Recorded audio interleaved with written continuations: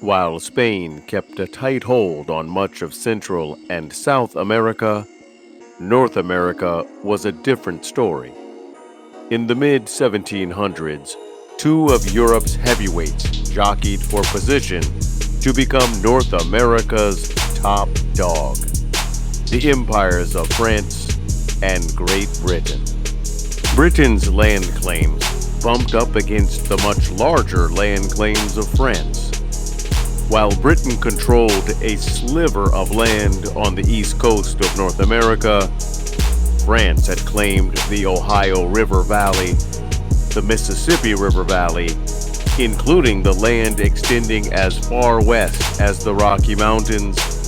Oh, let's not forget, large portions of Canada too. Ooh la la. Both empires, the British and the French, knew what it would take to cement themselves as heavyweight champion of Europe. Land, and lots of it. France began constructing forts closer and closer to the British 13 colonies. They were eager beavers to sink their teeth deeper into the fur trade within the Ohio country.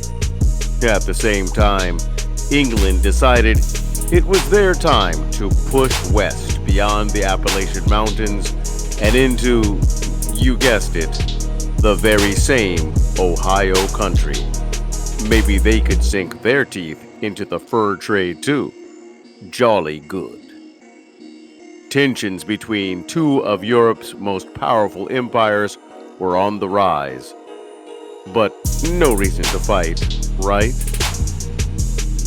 To complicate matters, some British colonists began to move their way into the Ohio country. Hey, just because the land was claimed by France, well, that doesn't mean any French people were actually living there. But France decided it may be best to start building some forts in case the British got things twisted. Enter a young 21-year-old British colonel named... Anyone? British colonel from Virginia? Yes. George Washington. George Washington marched a force of British soldiers into the wilds of what is now western Pennsylvania in May of 1754. His mission was to convince the French to stop building forts and leave the Ohio country. When the French responded with a big fat no, or in French, a big fat non, after all, the French had claimed the land first. But not liking that answer, Washington did what any person would do. He launched an early morning sneak attack, killing the French as they slept.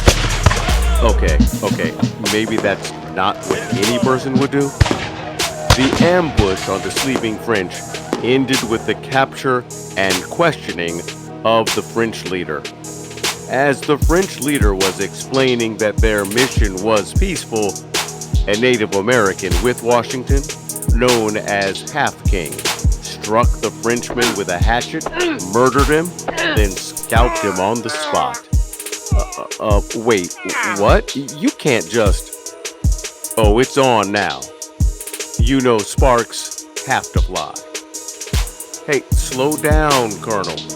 You don't want to start a war, do you?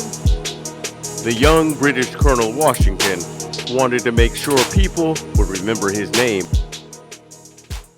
The sneak attack caused things to heat up between France and Great Britain, from North America to Europe, from Europe all the way to India. Could a world war be brewing? The British ordered their young colonel to take a return trip to the Ohio country in June of 1754. This time he was charged with building a fort.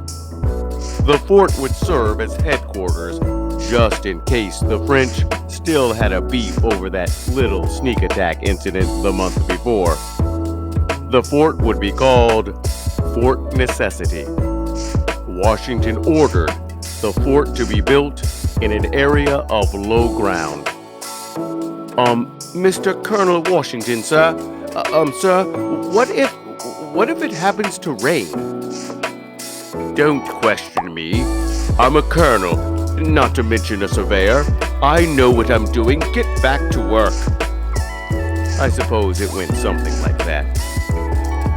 Just as the British suspected, the French counterattack finally arrived. But with a torrential downpour of rain. It rained and it rained. The entire fort flooded, making Washington's British soldiers sitting ducks. As men fell around him, the colonel knew his goose was cooked. Washington surrendered, and his men, humiliated, embarrassed, and soaking wet, were allowed to skedaddle back to the British colony of Virginia. Does this mean the young British Colonel, George Washington, was already washed up? Finally finished messing with the French? I will answer this one for you in French. Absolutely no. In fact, after his embarrassing defeat at Fort Necessity, Washington said, "I have heard the bullets whistle. Believe me, there is something charming in the sound." Okay, Colonel Washington, but I bet you wish you had also heard someone tell you to not build a fort on low ground. Washington's big chance to prove himself came. Well, his third big chance. He was asked to join his super cool idol, British General Edward Braddock. Now, this is the kind of guy Washington hoped to become one day. Okay, I know what you're wondering, and the answer is yes. This is the same Braddock for whom Braddock Road and Braddock Road Metro Station are named. You may have noticed a cannon on Braddock Road. It was left behind as the British Army headed out on their long march to western Pennsylvania and the Ohio country. Washington was so happy to be allowed to tag along with big bad General Braddock. Braddock will show Washington just how to deal with those pesky French and their meddlesome Native American allies. The new mission was simple. Head an enormous British force to a French fort located near what is now Pittsburgh, Pennsylvania, and destroy it. The French fort was called Fort Duquesne. Braddock marched a 4-mile-long column of soldiers through 100 miles of the Ohio country's swamps, steep mountains, and dense forests. The forest was so thick that 300 axemen were used to clear the way. It took nearly a month for Braddock's massive force to get within smelling distance of Fort Duquesne. Hopes were high. The men were feeling good. Braddock was confident. Washington was, well, happy. Let's go. This was gonna be easy. Suddenly, the British found that they had walked directly into a trap. Native Americans fired from the left. Native Americans fired from the right. The French fired from in front. The British, with their bright red uniforms, stood out like sore thumbs and dropped like flies. Many tried to run, but Braddock and his officers demanded that they stand firm and fight. Easy for you to say, Mr. General. You see, it was against the rules of battle to target an officer. Many more soldiers had had enough and began to run.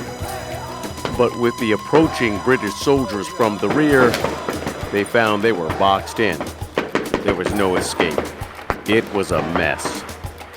General Braddock scolded his men, "Stand and fight like men."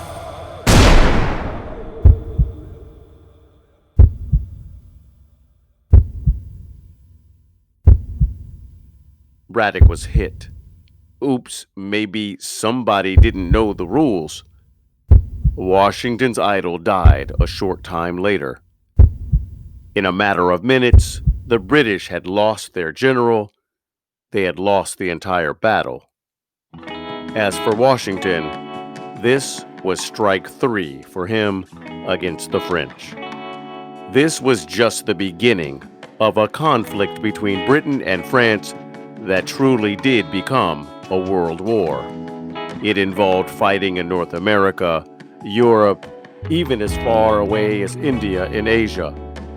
And to think, a young colonel had started it all with a teeny-weeny sneak attack. The conflict became known as the 7 Years' War. Anyone care to guess how long it lasted? 9 years? I know, strange, huh? Oh well, at least the fighting between France and Great Britain in North America is called the French and Indian War. Still confused? Well, it was the French and their Native American allies, mainly the Huron, versus the British and their Native American allies, mainly Iroquois. Remember them? See? French and Indian War. Although the war started out rough for the British, they would actually defeat their #1 rival, their main nemesis, their biggest foe, their chief adversary, their arch enemy, France.